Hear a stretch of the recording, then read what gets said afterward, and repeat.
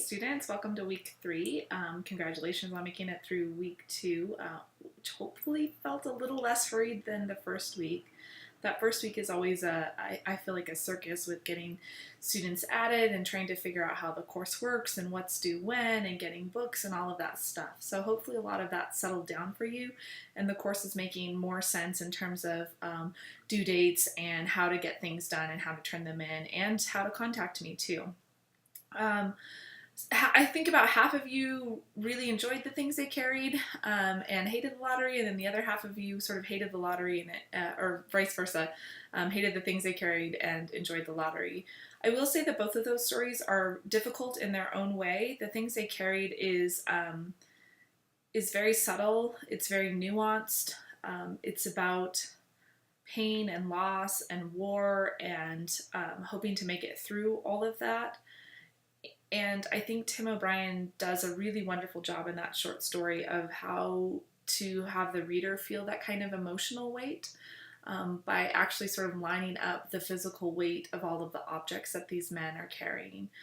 The lottery, hopefully if you haven't read it before, came as a surprise to you. Jackson did that on purpose. She was really deliberate in trying to create this tone of what we sort of ascribe to the lottery, meaning like, oh, you've won something and that it's really a good thing, it's a beneficial thing. And in this particular story, it is not, as you know. That said, we'll continue to talk about those stories. If you do have questions, if you feel like the discussion boards didn't help you, please turn in for our live chats this week. I'm going to try to do one on Monday evening. I know evening time doesn't necessarily work best for everyone, but I will never be able to find a time that will work best for everyone. So if you can, tune in. If you can't, just wait until another time is announced. I teach during the day, especially morning times a lot, at least for my face-to-face classes, so that doesn't seem to be a time that will work for me. And then I have kids who have like a million activities, so I'm oftentimes, after I get off work, sort of stuck running around, running them around. So evening tends to be a better time for me. That said, we'll try to find time for that kind of stuff. Thank you to those of you who've registered on turnitin.com. That was really helpful in terms of allowing me to be able to keep a grade book there. I don't fully trust Canvas yet, which is the message that I sent a lot of you. And we'll just see how it kind of works out. But I can already see there's a problem with the gradebook in week 1. It doesn't quite calculate your discussion board responses. So if you haven't already, I think there's 3 of you who have not registered on turnitin.com. Please go over there, follow the directions in the syllabus, and register. The others of you who have, please make sure you're checking in with your grade. I am a human being. I have 134 students and I do make mistakes from time to time. So if you see a mistake on there, if you know you got a 4 on a quiz and the thing's only showing a 3 out of a 5, please make sure you email me, make sure you're specific and let me know which assignment or quiz it was. And I will certainly look into that and get back to you. Again, I'm only a human being and I do the best that I can, and just like you, I am often running on no sleep and no food and am trying to just get through putting stuff in the grade book. This week we have coming up, we are going to talk about in just a minute here, point of view, setting an atmosphere, and we're also going to start some literary criticism, which I don't want you to get overwhelmed with.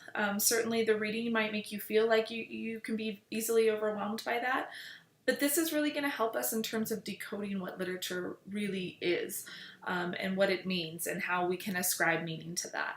So this week we're going to read Everyday Use by Alice Walker, which is a fantastic, fabulous story. In fact, maybe I'll even pull out my mother's quilt and I will show it to you, just because we happen to have a family quilt like that. Hunters in the Snow, wonderfully complex, amazing story by Tobias Wolff, really is going to help us understand setting an atmosphere and how the right setting and the right atmosphere sort of lays the groundwork for understanding that particular story.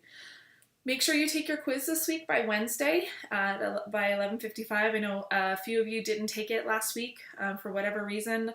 I don't know if you were confused about due dates or whatever. They're only worth 5 points, but every week we have a quiz like that. And so those points do add up and they stack up.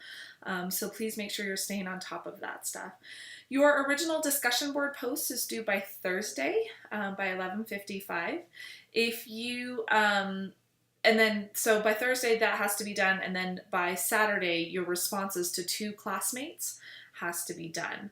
If you don't do the discussion board post, right, some of you were trying to put it in there on Friday or Saturday, you are going to get 0 points for that. So it's late after Thursday, even though the Canvas will still allow you to post one on Friday or Saturday. And I understand doing that, so you can get the points for doing the responses, but just so you know, you're not going to get full credit for that. So please make sure you're aware of that, and you just adhere to those deadlines. All right. I'm going to switch it over now and start talking about point of view. So go ahead, if you haven't already, pull out your notebooks, maybe even your textbooks, and let's get started. So point of view is just the narrative perspective or the psychological distance from which a story is told. So if you've been in writing classes for a little while, you're probably familiar with first, second, and third person, which are all part of point of view. We're just going to dive a little bit deeper into those.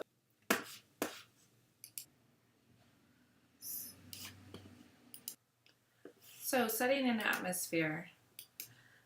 Setting in a story is not just the location, it's also the time, place, it's the world, it's the political, social, cultural context, right? It's all of that stuff. But it's also the place where we can't imagine the story happening anywhere else.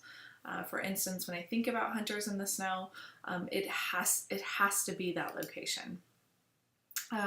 Atmosphere simply just refers to the emotional effect of setting and the mood that it then creates, right? So it's not just this sort of happy sunny day in the lottery. It starts to create this really eerie effect when you figure out that something bad is about to happen, right? It almost has that sort of opposite effect to it. So when I think about Hunters in the Snow and why the truck and why the snow itself, right? And I'm using truck here as a place of setting, right? Certainly Tub begins the story and he's standing on the sidewalk, but the men also spend time in the truck alone together, right? So it does almost function as its own place. But the settings themselves provide danger, right? Outside, the elements, there is a secrecy to snow as well. It blankets things, it covers things up. It also makes it difficult. Tub he really struggles with trying to keep up with Kenny and Frank. It also adds a layer of difficulty to the hunters themselves, right? They just can't navigate through the open terrain and the forest, and they have to double back through things. So it complicates everything for them. And then also it adds this layer of death.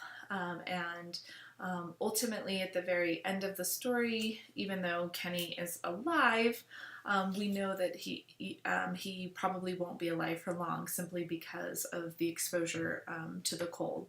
Certainly when the men when they stop several times for coffee just because they are so cold, we know that Kenny also must be incredibly cold in the back of that. So setting has to be more than just lists of stuff, right? So it should do more than just provide details. In our case, as readers of literature, right, we're certainly going to be critical and we're going to analyze the mood, the themes, right, the characters, how those relate to setting, how does setting inform us about characters or themes. So, and even in minimalist fiction, like Hills Like White Elephants, which I think we get to next week, we will see that the train station, which is a setting, helps to contribute to the theme there, right? A train station being between two other things. So, and in the case of Hills Like White Elephants, between two choices. So that's just a really sort of quick overview of setting an atmosphere, right? But again, if you sort of look at text. And so right now I'm just looking at Hunters in the Snow, and I'm looking at the first two paragraphs. The first line of the story says Tub had been waiting for an hour in the falling snow. Right, so he's already exposed, he's already out in the elements, and as a reader, certainly you ask yourselves, well, why would someone wait in the falling snow? For what? He paced the sidewalk to keep warm and stuck his head out over the curb whenever he saw lights approaching. One driver stopped for him, but before Tub could wave the man on, he saw the rifle on Tub's back and hit the gas. The tires spun on ice. So we already have a sense of danger here. We certainly have this idea of a gun in the first act, which we know will then go off in the last act, right? The second paragraph says the fall of the snow thickened. Tubbs stood below the overhang of a building. Across the road, the clouds whitened just above the rooftops, and the street lights went out. Right, so it's morning time, I assume, or really early morning time. He shifted the rifle strap to his other shoulder. The whiteness seeped up the sky. Right, so we have this sort of glaring whiteness. It's not quite bright, it's not illuminating, right? It's just this sort of blanket that covers everything. Which, if you've never read this story before, right, and you've only just now encountered those first two paragraphs, you really don't know what's going on. You don't know why this guy is standing on the sidewalk. Why does he have a gun? Why is he waiting in the falling snow, right? So again, think of that idea of snow and whiteness as being a cover for secrecy. Certainly when I think about setting an atmosphere when it comes to everyday use, I think of that paragraph, paragraph 10 on page 150, where the mother of the story is trying to remember about the old house, and particularly that moment when the old house burns down. And she says, "How long ago was it the other house burned? 10, 12 years?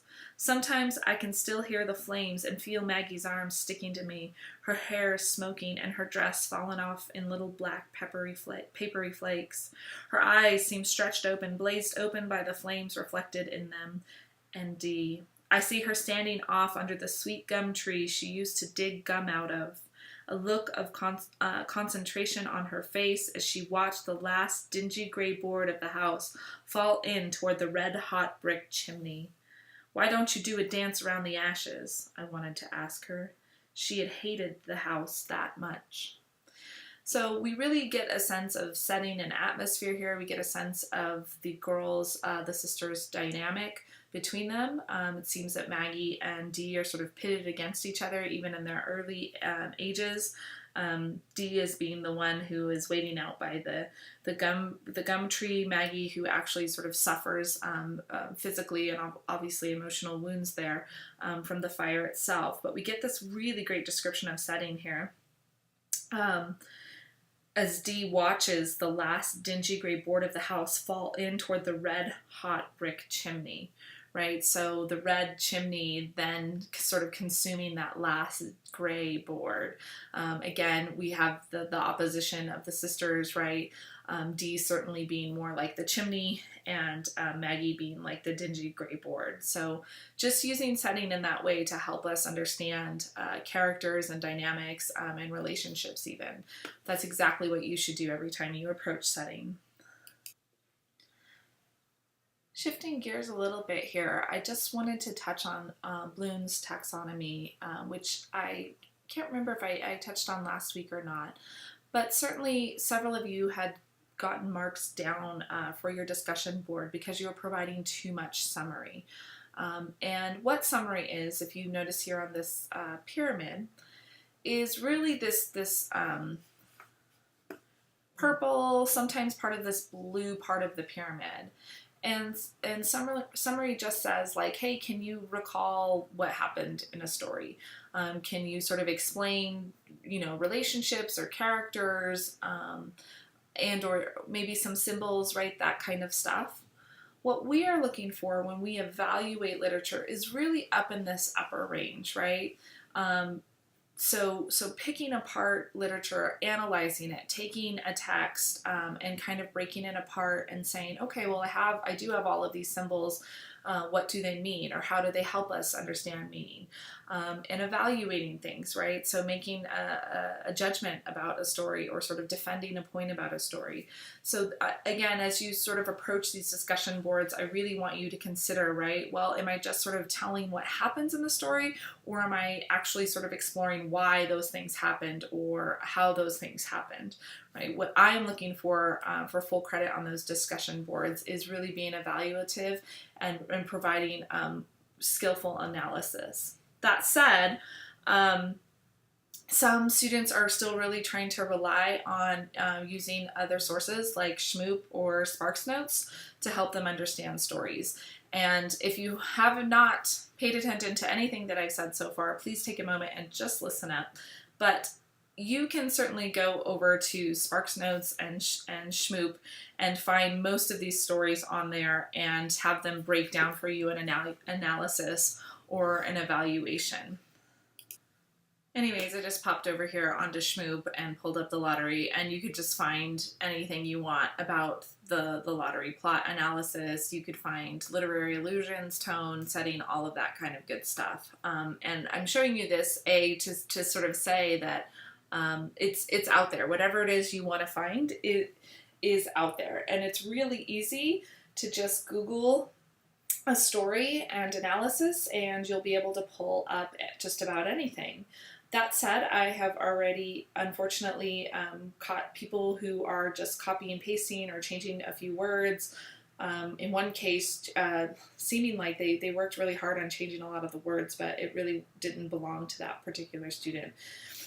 That said, this is not a class in which you just sort of try to pass off the work. This is a class in which we are trying to build those critical thinking skills, which is why I'm showing you that Bloom's taxonomy, right? In order to get through to meaning, to that higher level of evaluative and analytical skills, you have to practice these things. And I want you to practice them in the safety of the discussion boards and trying to figure out the stories for yourselves. That way, in a week and a half, when we start writing the essays for the next story, when you actually are going to pull in secondary sources and evaluate a story that you've never read and a story that doesn't have that kind of analysis out there, you'll have already practiced those skills that you're going to need in order to write an effective analytical paper. So please, please, please, just don't even get tempted to look up somebody else's interpretation of these particular stories. Practice these skills now. Like I said, in the safety of the discussion board, it's okay to even be 100% wrong, right? You're trying to build up those skills, those critical thinking skills on how to analyze and how to evaluate literature. So then you can turn to something that's never been looked at before, where you have no idea how to get started, right? And at least start to sharpen your teeth a little bit on those stories. So now we're going to take a look at literary criticism. And all that literary criticism is just understanding text through evaluating it. And really all the different types of criticisms we're going to look at today are really just lens in which to look at these stories and later poems. So it doesn't mean that we're actually finding fault with the text, right? We're not trying to say whether or not it's a good story or a bad story or an interesting story. We're just trying to understand maybe the complexity of a text, which is certainly what makes it literature as opposed to just a plain old story, right? So the first ones that we're going to look at is formalism. And all that formalism is, think form, not formal, right? It's just that a piece of literature is complete within itself. So we are simply looking at structure, imagery, characters, development, setting, language, point of view, all of those kinds of technical points. And we're not going to bring in any sort of outside meaning. We're just looking at the story on its own, which is something that a lot of you have already sort of been doing, right? So you might have been looking already at symbol or imagery. The bullet points I have down here are questions really that formalists ask. So how does the work use imagery to develop its own symbols? What does the form of the work say about its content or say about its meaning? Certainly that's a question you could apply to the things they carry, right?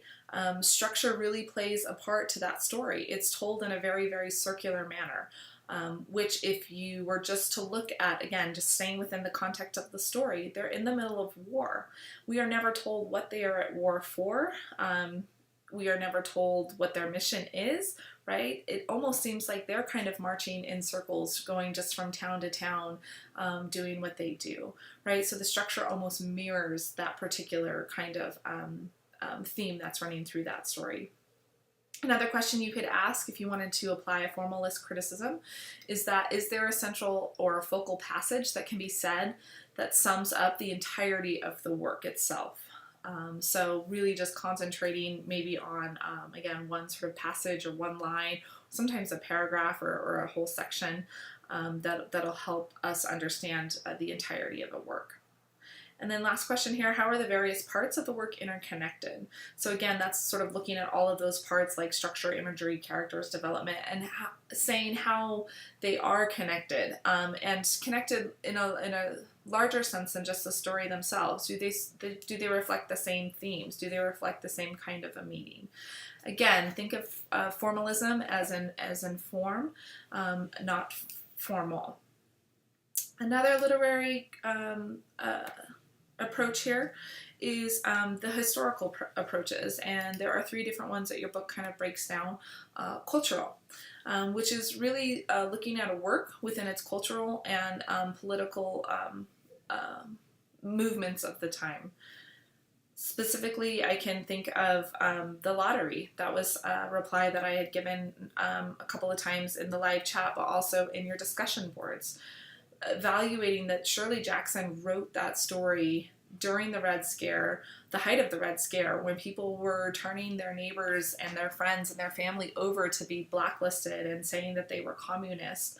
And part of her critique of that certainly has to do with that sort of political moment in time. And so questions you can ask if you want to apply cultural criticism to a story is, how are such events interpreted and presented, and how are events interpretations and presentation of a product of the culture of the author. So, right, again, that would be a question we might apply to Shirley Jackson. Does the work's presentation support, which I can totally see is spelled wrong, yay, or condemn the event? How does this portrayal criticize the leading political figures or movements of the day? And how does this work consider traditionally marginalized population? So again, that's just sort of the cultural lens that we could look at something. Biographical simply means that we consider an author's biography in order to help us better understand a text. And this is something that you might look at Tim O'Brien, who actually did go to the Vietnam War. He served in the Vietnam War, and he came home and started writing about it. And oftentimes people want to sort of look at the things they carried and to say that, well, this collection of short stories must be a result of his life. But if you were looking at this through the biographical, you would have to determine not necessarily what is true and what is not, but how one thing maybe influenced another. Certainly, Tim O'Brien, the author, had a lot of knowledge of what it meant to march through the jungles for the United States Army, and how the emotional weight of that, and how interacting with a platoon of other men, certainly there is a closeness and a brotherhood, but also this sort of boredom and drudgery and contempt sometimes that arises in the men. Marxist theory, this lens is really concerned with class differences, so these could be economic, social, or otherwise, as well as the implications and complications of the capitalist system. So again, questions we can ask if we wanted to evaluate a text via the Marxist criticism is, what is the social class of the author? Which class does the work claim to represent? What values does it reinforce? What conflicts can be said between the values the work champions and those it portrays? What social classes do the characters represent, and how do the characters from different classes interact? or conflict. Certainly Marxist theory is really concerned with capitalism and how ultimately we are all a part of those class differences, and how that informs every decision that we as people and therefore then characters make. I'm trying to think of a story that you could apply Marxism to. You could even really look at everyday use. Certainly the narrator and her daughter Maggie are seem to be of lower working class, and the daughter Dee has left and gotten an education, and now she belongs to a different sort of social class, even though she came from this other working class, and she's come back to her mother, the narrator, to sort of impose and or almost like pillage through the lower end working class. So you could certainly interpret that story via a Marxist lens. Another criticism here are the psychological approaches, and so certainly the psychological approaches are interested in ways that characters behave, maybe that were shaped by their childhood. So these are often fears, desires, needs, conflict. Certainly the id, the ego, and the superego all have to do with those conscious and unconscious decisions that characters make. Oedipus complex, I don't expect you to memorize all of that, right? But some of you already might be familiar with that, which really say that this comes from Freudian theory, where boys oftentimes want to challenge and replace their fathers, and girls oftentimes grow up viewing their mothers as caring for their fathers, and so they end up wanting to sort of replace their mothers to care for their fathers in some way. So typical questions of a psychological approach: are there any sort of family dynamics at work here? If so, what are those dynamics? Another question can be, how can a character's behavior be explained in terms of psychoanalytical concepts? If there's fascination with death or sexuality, certainly fears would go into that. What does the work suggest about the psychological being of its author? That's an incredibly scary question for me as a writer. I often worry about, well, what does that mean? You know, literary students out there will be analyzing, but certainly something that we should, as readers of literature, ask ourselves, right? Are there prominent words in the piece that could have different or hidden meanings, in terms of, think about that sort of unconscious psychological meanings to them as well. Feminist and queer theory. So feminist criticism is generally concerned with the way that a text reinforces or undermines the economic, political, social, and psychological oppression of women. Again, these are sort of questions you can ask when you're trying to apply feminist theory. How is the relationship between men and women portrayed? What are the power relationships and the power dynamics between men and women? How are the male and the female roles defined? What does the text reveal about the role of patriarchy? And do the characters take on traits from opposite genders? How so? How does this change others' reactions to them? As a feminist, it's very hard for me to turn off that sort of feminist lens anytime I look at anything artistic at all, whether that's music or television or movies or commercials. So let me just give you an example that many of you would be familiar with. When I see a movie like Snow White, I cannot help but to look at that through a feminist lens. So Snow White begins the movie with her opening piece, which is she's wishing for the one that she loves. And from a feminist theory, I would look at that as in she needs to have a man in her life in order to be defined or to be happy. Certainly she is outcasted by the queen who has all the power, but is also jealous. And a male hunter is dispatched in order to kill her, but he feels, I don't know, sympathy for her, I guess, and doesn't. But Snow White, of course, can't stay in the woods on her own, has to be taken care of essentially, or has to be under the guise of men, and specifically 7 different men, right, in the form of the dwarves, which in exchange for her caretaking for them, they allow her to live there. And ultimately the story sort of ends and or is satisfied by a man taking Snow White under his wing. And again, through that lens, I can sort of understand that Snow White, in a lot of ways, of course, is a product of her time period, right? And which is very an oppressive system over women. But even though we would consider her to be a princess and someone who has access to money and power, because she is a woman, she really does not. Queer theory and gender studies, they often explore issues of sexuality, power, and marginalized populations in literature and culture. Got the O there. Much of the work in gender studies and queer theories has been influenced by feminist criticism, so they're very closely related, but certainly queer theory and gender studies are after different kinds of questions as well.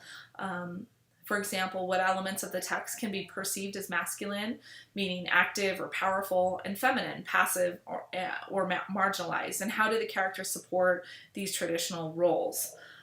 What sort of support, if any, is given to the elements or characters who question masculinity and a feminine binary, and what happens? So if we have a story where a character sort of tries to take on power, and it is then sort of shut down for that, what is the ultimate fallout for that? Or how can we sort of explore that in terms of gender studies? And then another question, which I think is really important when we're looking at literature, is what are the politics of specific gay, lesbian, or queer works, and how are those politics revealed in theme or the characters themselves? And then how does the text illustrate problematics of sexuality and sexual identity? And so again, this is just another lens through which to look at different pieces of literature. Reader response. So reader response just considers a reader's reaction to a text as an important component of meaning, which simply means that each reader brings in their own experiences and meaning to a text.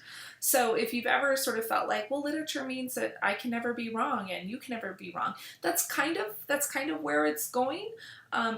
What it simply means is based on your life and your history and your experiences and who you are going to have a reaction to the text that is different from anybody else. You might really feel some of these texts repulse you, or you are connected to them, and that is just simply your reader response. So when we try to evaluate a text based on our own selves, questions we can ask are, how does the interaction of text and reader create meaning? What does the analysis of a text tell us about the reading experience built into the text? And do the sounds and shapes of the words as they actually appear on the page enhance or change the meaning of the words or text? I really like that last question, because certainly words can be familial, words can be cultural, words can be, national or shaped by our ethnicity and our religion and our experience. And so certainly as we get into poetry, we're going to look at all those kinds of meanings of individual words and shapes of poems for sure. Deconstruction simply means that we take a text apart piece by piece. Deconstruction oftentimes is sort of after this idea that literature and pieces of literature can never really get at true life, right? They're an imitation. And so a deconstructionist would like to pull apart a text in all of its different ways, right? So it's kind of the opposite of formalism, right? It's going to pull it apart in order to say that the text is unstable. So for instance, you might deconstruct A and P, right? To really look at perhaps those dual voices of Sammy. Why is he sort of telling the story as an adult now? Is this something that would be consistent with his younger character? Does that mean he's grown? Does that mean he's actually not grown in some way? How does that sort of undermine the text itself and or the meaning we get out of that?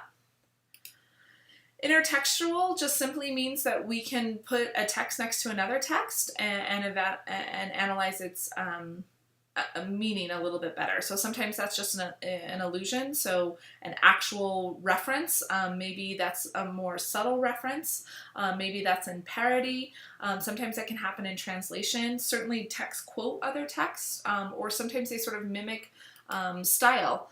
and not in a way that it's trying to parody that. So whatever you sort of choose for your criticism, I would argue that try to choose something that you feel like, okay, I can understand that, or I can sort of begin to understand that. Don't try to overdo it with thinking about literary criticism.